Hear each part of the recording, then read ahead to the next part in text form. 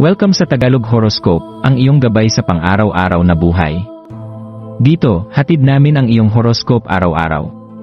Alamin kung ano ang naghihintay para sa iyo sa pag-ibig, trabaho, kalusugan, at swerte. Samahan kami para mas maunawaan mo ang mensahe ng universo para sa iyong araw. Huwag kalimutang mag-subscribe, i-like ang aming mga video, at i-share sa iyong mga kaibigan. Simulan natin ang araw ng may inspirasyon mula sa mga bituin.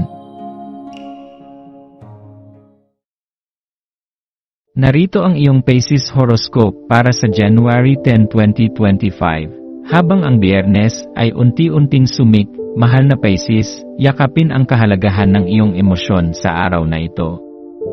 Sa ilalim ng impluwensya ng buwan na kasalukuyang nasa Gemini, maaari mong maramdaman ang isang agos ng mga iniisip at ideya na malayang dumadaloy sa iyong isipan.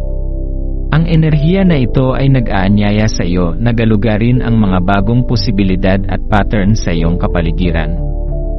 Ang 12 lunar day ay nagsisilbing gabay upang makatagpo ka ng mga bagong pananaw na maaaring magbigay daan sa mas mataas na kaalaman at espiritual na paglago. Sa oras na ito, ang iyong intuition at koneksyon sa iyong sarili at sa ibang tao ay mas lalalim, kaya't magiging mahalaga ang pagtanggap at pagbabalik loob sa iyong sariling damdamin. Maglaan ng oras upang magmuni-muni at masusing suriin ang iyong mga nakatabong damdamin, ang mga hindi mo pa nailalabas o mga hidwang nadarama sa iyong puso. Ang mga ito ay mga alon na hindi mo nais harapin, ngunit ang kanilang pagbitaw ay makapagbibigay sa iyo ng malalim na kapayapaan. Huwag matakot magbigay daan at magpagaan ng iyong kalooban.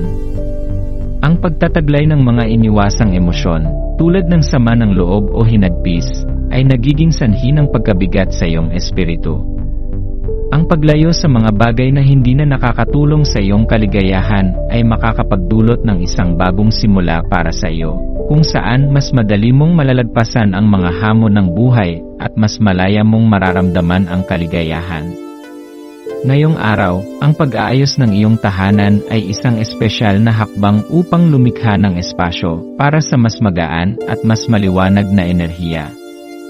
Habang binabaybay mo ang proseso ng paglilinis, maaari mong maramdaman ang iyong sarili na bumangon mula sa isang lugar ng takot at kawalan ng katiyakan. Ang bawat hakbang sa pag-aayos ay hindi lamang isang pisikal na hakbang kundi isang espiritual na hakbang patungo sa kapayapaan at balanseng kalagayan ng iyong kalooban. Habang inililipat mo ang bawat bagay, tandaan na ang bawat isa sa kanila ay may kasaysayan at enerhiya na nais mong pagdaanan upang maging mas kontento sa iyong espasyo at buhay. Huwag mag-atubiling iwanan ang mga bagay na hindi na nagsisilbi sa iyong mas mataas na layunin, magbigay daan sa mas magaan at mas positibong enerhiya na makakatulong sa iyong espiritual na paglago.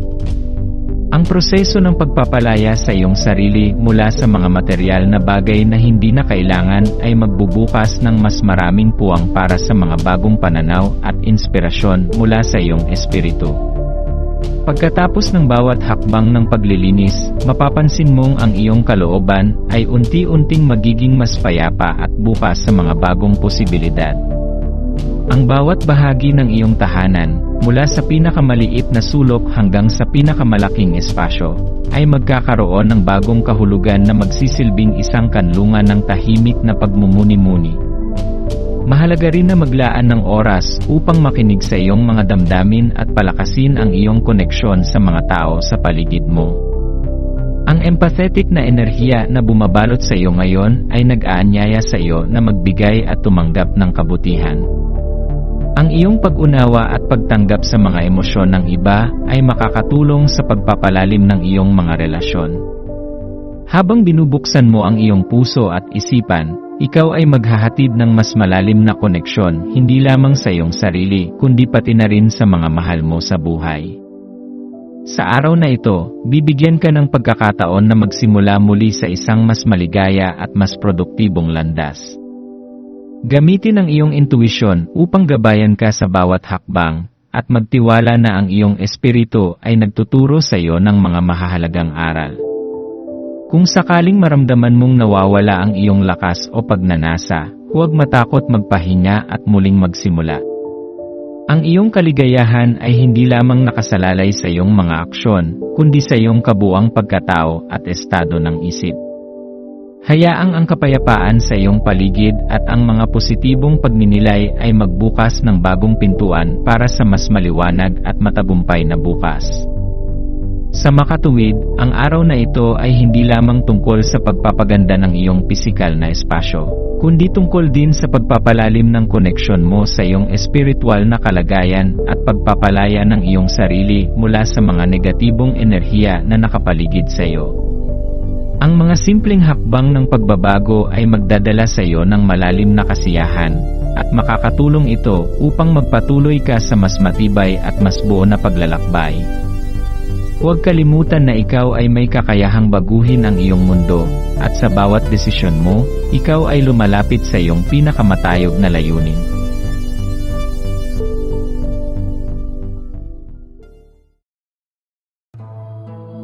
Maraming salamat sa panonood ng iyong horoscope ngayon araw. Naway gabayan ka ng mga bituin sa iyong landas. Huwag kalimutang mag-like, share, at subscribe para sa iba pang cosmic na kaalaman. Hanggang sa muli, manatiling konektado sa universo,